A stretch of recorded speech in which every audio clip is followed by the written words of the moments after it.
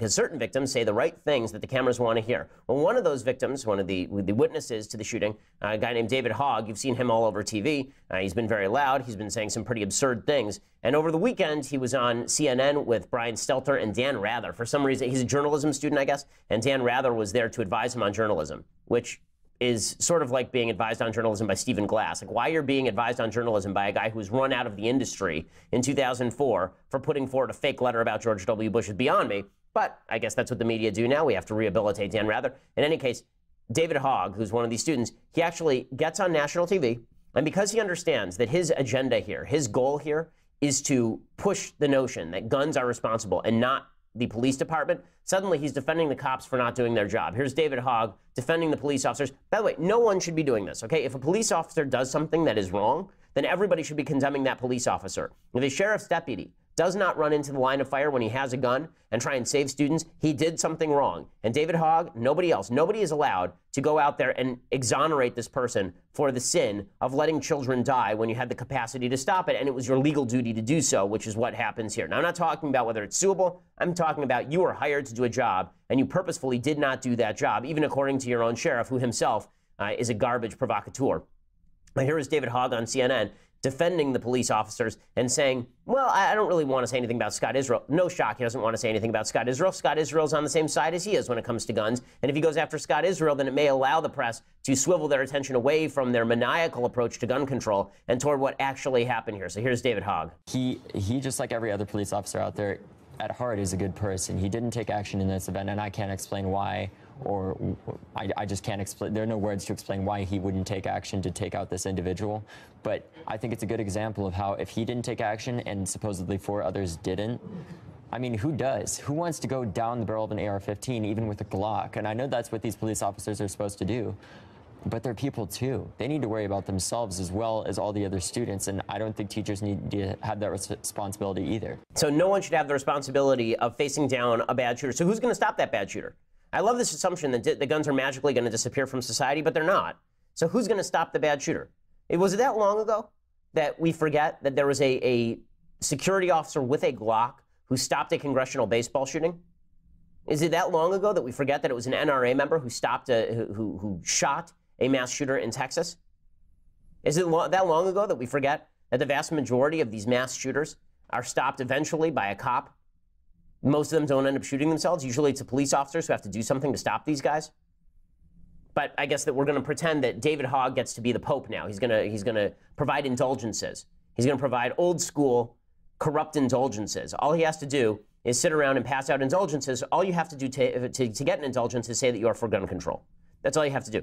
David Hogg really keeping the blame where it belongs. He keeps attacking Dana Lash. So he's on CNN's Reliable Sources with Brian Stelter. And there, he defended the sheriff again, said that the sheriff, Scott Israel, hadn't done anything wrong, but attacked Dana Lash again. Because, of course, Dana is more responsible than the sheriff whose job it is to actually protect these kids and who failed dramatically over and over and over and over 45 times, and then had a sheriff's deputy there who didn't do anything, and maybe 3 more who didn't do anything, and then went on national television and yelled about it. Here's David Hogg, though, attacking Dana Lash because it's really Dana's fault.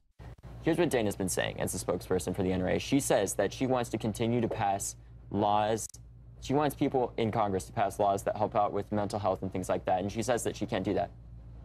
Are you kidding me? You own these politicians. You've passed legislation that enables these bump stocks, which, by the way, aren't allowed at NRA shooting ranges because they're too dangerous. That's how bad they are. But continuing on with my point, she wants Congress to take action and says that they won't. Are you kidding me?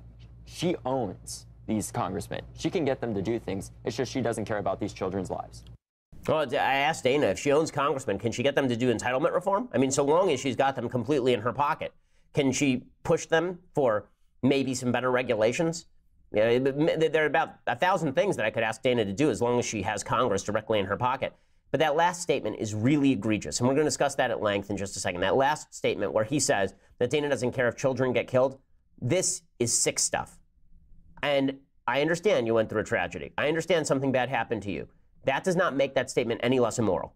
It is immoral to sit around suggesting that Dana Lash does not care about dead kids because she disagrees with David Hogg, of all people, on gun control. Again, I've been saying this for a week and a half. I don't understand what about tragedy somehow confers expertise on policy on people. I don't think it does. I think it confers expertise on suffering because that's what you've done. You have experience in suffering. But you don't magically have knowledge about gun control or how it works.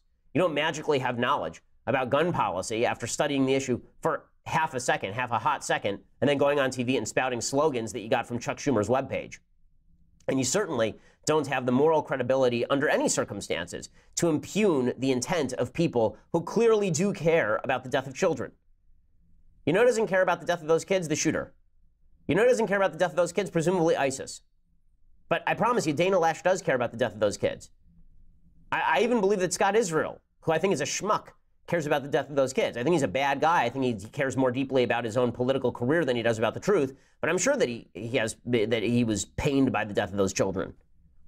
But attributing those motives to Dana, it really is immoral. And this brings up a serious problem with the entire debate that we are currently having. It is self-contradictory. We have all these statements that are being put out there one after another, and they all contradict each other, and we are supposed to pretend like they don't. So, for example, we keep hearing that the Parkland shooting witnesses are taking moral leadership of the gun control debate, these high school students. They've filled the gap left by the adults. They're our new leaders. They're the people we should take super seriously. And then simultaneously, we are told that you must never criticize their perspective because they're victimized children. So which is it? Are these the most brilliant, wise, and wonderful among us? Or is it possible that they could be criticized? Like, which is it? Are they innocent children? And if they are innocent children, then wouldn't that suggest we have to protect their innocence rather than using them as political shields? It's so disingenuous to go around saying these kids are the new experts on gun control, and then the minute you say what they just said is wrong or immoral or not true, then it's you who are the problem. I'm not the one who stepped in front of the camera after a shooting and decided to spout off about gun control. And that was not me. Right? I mean, that's my job is to comment on current events. But these kids put themselves in the public eye.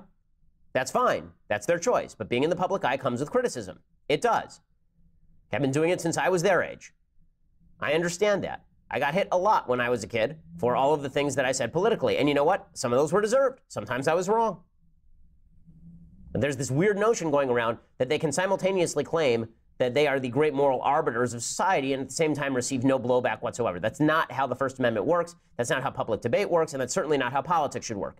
We cannot have a society if the way we make policy is someone experienced a tragedy, therefore they are the new king and potentate, and they get to determine what the policy is. So pick one, okay? If all of these witnesses are the moral leaders, then they also have to take the slings and arrows that come with speaking publicly.